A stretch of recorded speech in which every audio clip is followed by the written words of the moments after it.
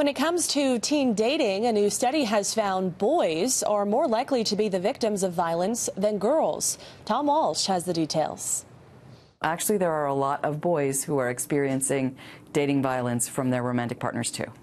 It can be a very passionate time in one's life. Teen relationships are often very fiery, but when it spills over into violence, the victims are not always who you'd expect.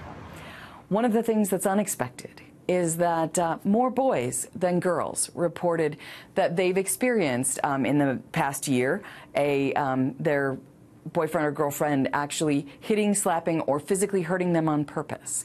Researchers from UBC and Simon Fraser University interviewed over 35,000 grade 7 and 12s and found that while incidents of violence in relationships are generally going down, boys were still more likely to report violence than their female counterparts. Persistently over the past 10 years, boys are more likely to report that physical dating violence compared to girls. It's going down, and in fact, it's dropping for boys where it's kind of staying the same for girls. So that's good news, but it is still persistently boys are more likely to report that dating violence. Domestic violence is nothing new, but most of the focus has been on empowering and protecting women, with men often seen as the perpetrator. Now, Dr. Sewick and her team think it's time to rethink old stereotypes.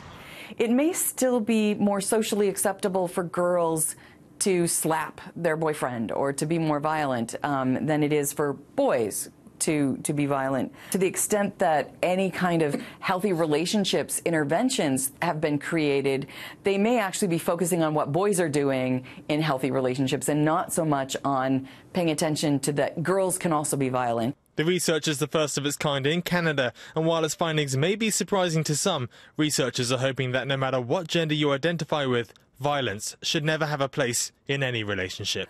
No teen should be in a relationship where they're being physically hurt. And so clearly we still have room to be able to focus on how do we actually help young people develop those relationships that are healthy.